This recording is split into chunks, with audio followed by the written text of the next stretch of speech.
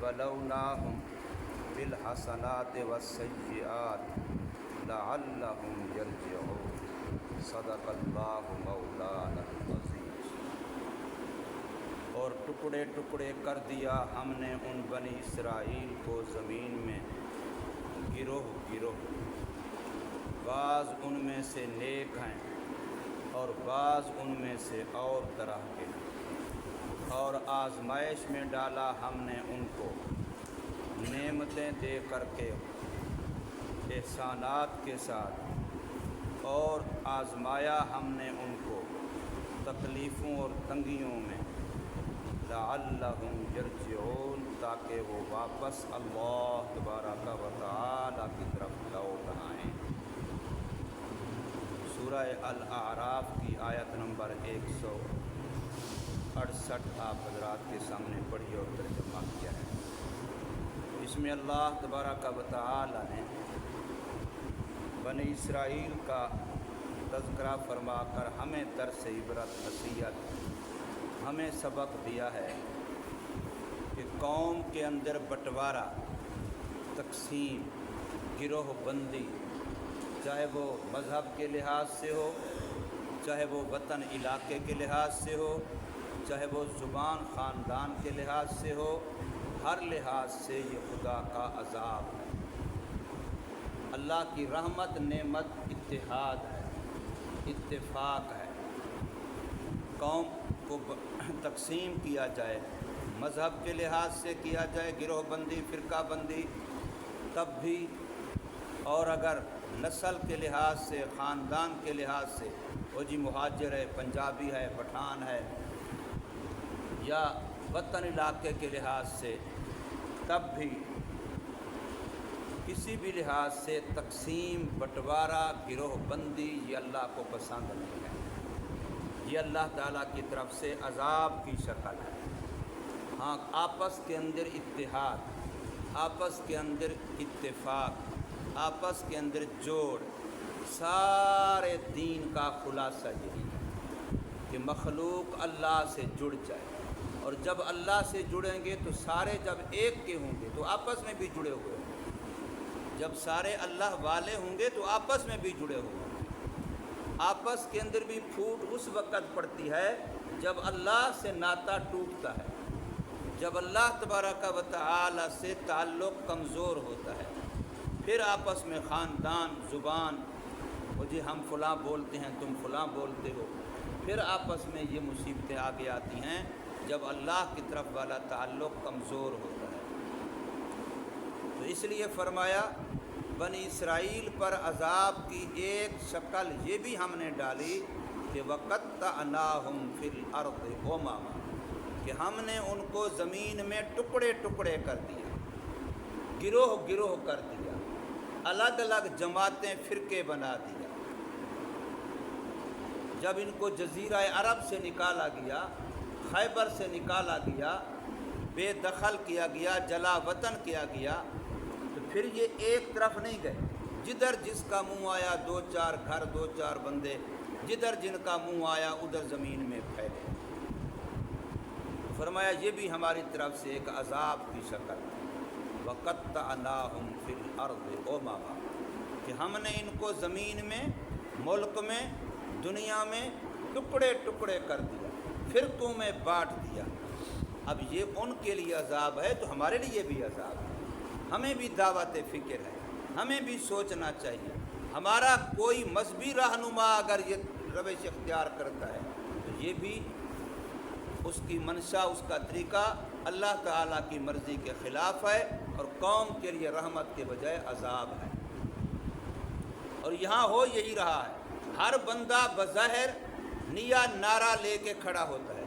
قوم کو ایک نیا کوئی ایشو دکھا کر کے پاگل بناتا ہے، لیکن وہ کرتا یہ کہ ایک نئی جماعت، چاہے وہ سیاسی لحاظ سے ہے، چاہے وہ مذہبی لحاظ سے ہے، چاہے وہ لسانی لحاظ سے ہے، چاہے وہ علاقائی لحاظ سے ہے،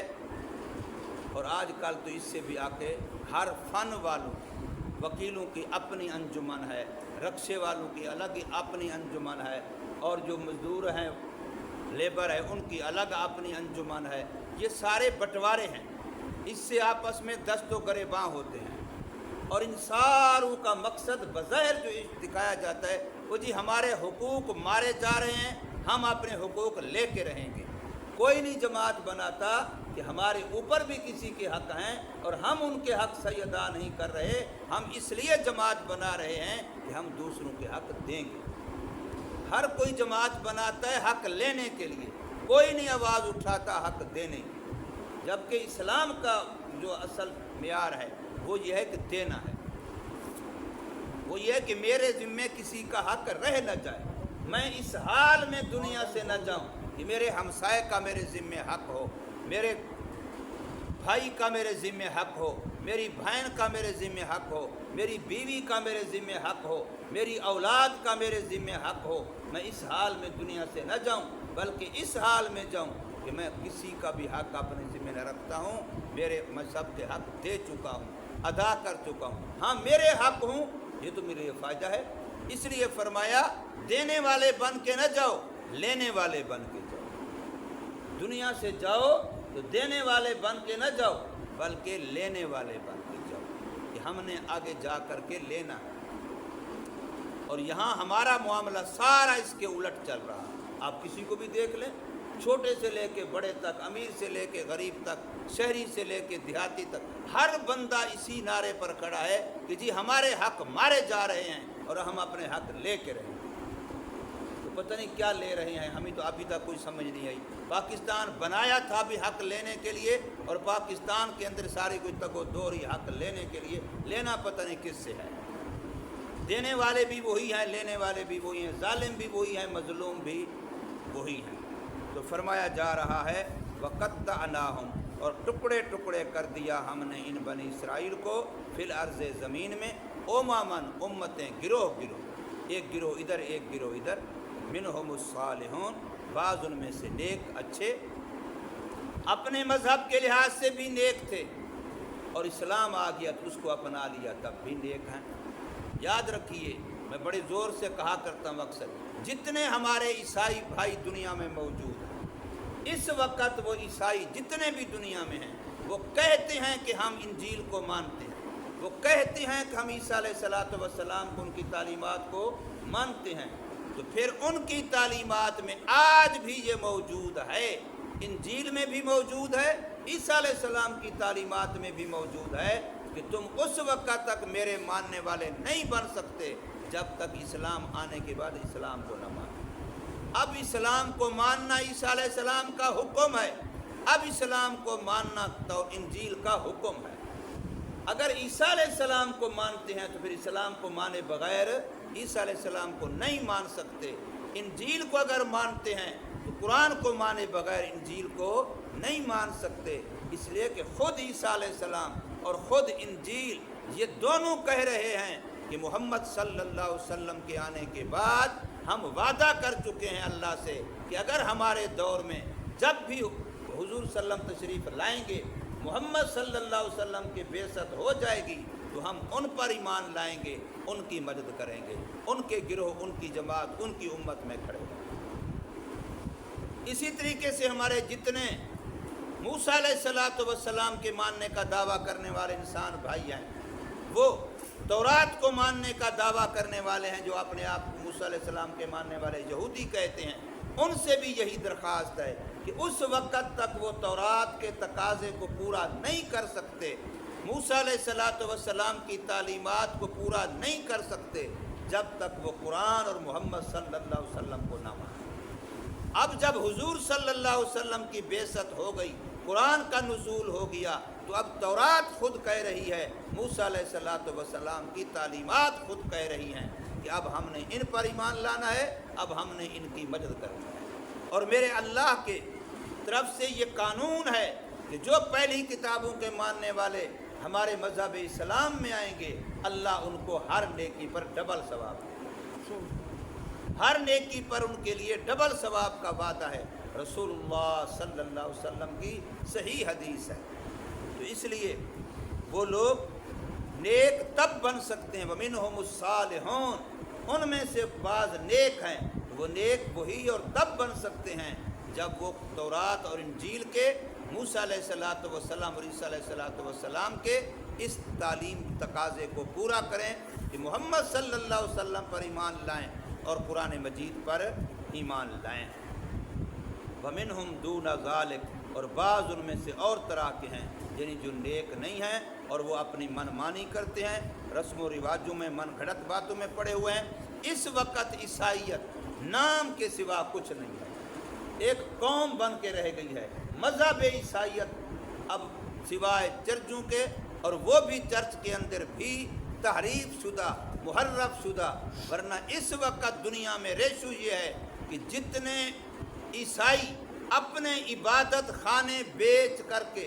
ان سے بیزار ہو رہے ہیں، دنیا کا کوئی مذہب ایسا نہیں۔ الحمدللہ کوئی مثال نہیں ملے گی کہ مسلمانوں نے مسجد بیچی، ایک مثال بھی نہیں ملے گی۔ اور وہاں ایک نہیں ہزاروں کی تعداد میں یورپ کے اندر عیسائی آبادیوں میں چرچ بیچے جا رہے ہیں، اور مسلمان یا دوسرے لوگ ان کو خرید کر کے اپنے استعمال میں لاتے ہیں۔ مسلمان خرید کرتے ہیں تو مسجدیں بناتے ہیں، اور کوئی اور خرید کر اپنی مرضی استعمال کرتا ہے، لیکن بے شمار بک رہے ہیں ہزاروں کی تعداد میں۔ لیکن یہ ان کی طرف سے مذہبی لحاظ سے عیسائیت ختم ہو گئی ہے۔ اب جو ہمارے ہاں مسئلہ چلتا ہے کہ بھی اہل کتاب، تو اہل کتاب اس وقت تک عیسائی ہے جب تک عیسائی تعلیمات پر وہ موجود ہے، قائم ہے، اور جب وہ عیسیٰ علیہ السلام کی تعلیمات کو چھوڑ گیا تو پھر ایسے جیسے ہمارے ہاں مرزائی بھی کہتے ہیں اپنے منہ سے ہم مسلمان ہیں، رافضی بھی کہتے ہیں ہم اپنے آپ کو مسلمان ہیں، تو جیسے یہ ہمارے مذہب اسلام کو منہ سے کہنے کے باوجود مذہب سے نکل چکے ہیں، تو بالکل ایسے ہی وہ عیسائی اپنے آپ کو عیسائی کہنے کے باوجود بھی انجیل اور عیسیٰ علیہ السلام کی تعلیمات سے نکل چکے ہیں، وہ محرف ہو چکے، بالکل نام کے بغیر ان بیچاروں کے پاس کچھ بھی نہیں ہے۔ چند رسمیں ہیں، چند رسمیں، وہ بھی ایسے کہ اس علاقے میں اور ہیں، اس علاقے میں اور ہیں، اس علاقے میں اور ہیں۔ تو اس لیے فرمایا جا رہا ہے کہ بعض ان میں سے نیک ہیں اور بعض ان میں سے اور طرح کے ہیں۔ اب اللہ تبارک و تعالیٰ نے اگلی بات جو فرمائی، یہ ہمارے لیے بڑی بحث درس و عبرت و نصیحت ہے۔ فرمایا ہماری آزمائش دو طرح کی ہوتی ہے، ہم حسنات کے ساتھ بھی آزماتے ہیں، سیئات کے ساتھ بھی آزماتے ہیں، اچھے حالات دے کے بھی ہم آزماتے ہیں، برے حالات دے کر بھی ہم آزماتے ہیں، صحت و جوانی طاقت دے کر کے بھی ہم آزماتے ہیں، بیماریاں اور دکھ دے کر کے بھی ہم آزماتے ہیں کہ کون ہمارا بن کے رہے گا۔ دولت کے نشے میں آ کے برادری، خاندان، قوت بازو، ہمارے افراد، ہمارے ورکر، ہمارے سپورٹر، ہمارے ووٹر اتنا زیادہ ہیں کہ ہمیں کیا کسی سے، تو پھر وہ خدا کے بھی نہیں رہتے، اپنی طاقت کے نشے میں آ جاتے ہیں، اپنی دولت کے نشے میں آ جاتے ہیں، عہدے کے نشے میں آ جاتے ہیں۔ تو ایسے لوگوں کی طرف سے یہ اللہ کی طرف سے یہ آزمائش ہے۔ اولاد بھی آزمائش بن جاتی ہے، مال بھی آزمائش بن جاتا ہے، جوانی و صحت بھی آزمائش بن جاتی ہے، دولت و سہولت، نعمتوں کی فراوانی یہ آزمائش ہے۔ اس اللہ فرماتے ہیں بلوناہم بالحسنات، ہم احسانات کر کے ان کو آزماتے ہیں کہ کون ہمارے احسانوں کا شکر ادا کرتا ہے، اور کون یہ کہتا ہے فرعون کی قارون کی طرح کہ جی ہم نے اپنے ہنر سے کمایا۔ قارون نے یہی کہا تھا کہ میری دولت میری کمائی ہوئی ہے، اور اس کی مثالیں صحابہ کرام کے اندر بھی موجود، وہ جو 3 صحابہ والی حدیث ہے کہ پہلے غریب تھے، ایک ایک نے آ کے رسول اللہ صلی اللہ علیہ وسلم سے اپنی غربت کا رونا رویا، حضور صلی اللہ علیہ وسلم فرماتے رہے کہ جس حال میں اللہ رکھے اسی حال میں شکر کرو۔ وہ بار بار جب آئے تو حضور نے دعا فرمائی، اب مال بڑھنے لگ گیا، بڑھتے بڑھتے اتنا مال کہ شہر میں سنبھالا نہیں جاتا، اب دور چلے گئے شہر سے، اتنا گاہ ہے، کھلا ماحول ہے، وہاں جانوروں کو سنبھالنا آسان ہے۔ اور جب حضور صلی اللہ علیہ وسلم کی طرف سے زکوٰۃ لینے والا گیا تو 3 میں سے ایک نے اس طریقے سے کہا کہ جی کون سی زکوٰۃ، ہمارا مال ہم نے کمایا، ہم نے محنت کی، اب ہم 40واں حصہ کسی اور کو دے دیں، وہ کون ہوتے ہیں؟ تو جس وقت دولت آتی ہے یوں دماغ خراب ہوتا ہے، تو پھر اللہ کے نبی صلی اللہ علیہ وسلم کی زکوٰۃ کا انکار کیا، اور وہ حضور صلی اللہ علیہ وسلم کے زمانے میں بعد میں آ کر کے منتیں کرتا رہا، ابو بکر صدیق کے زمانے میں آ کر کے منتیں کرتا رہا، حضرت عمر فاروق کے زمانے میں آ کر کے منتیں کرتا رہا، لیکن فرمایا جب میرے ہمارے آقا نے قبول نہیں کی تو ہم بھی قبول نہیں کرتے، اب تیرا معاملہ تیرے خدا کے ساتھ۔ تو فرمایا کہ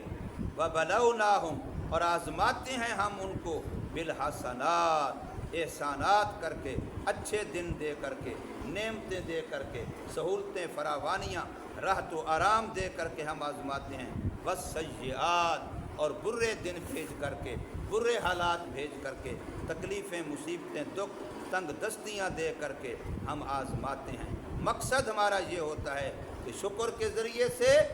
یا توبہ و انابت کے ذریعے سے، خوش ہو کر کے یا ڈر کر کے،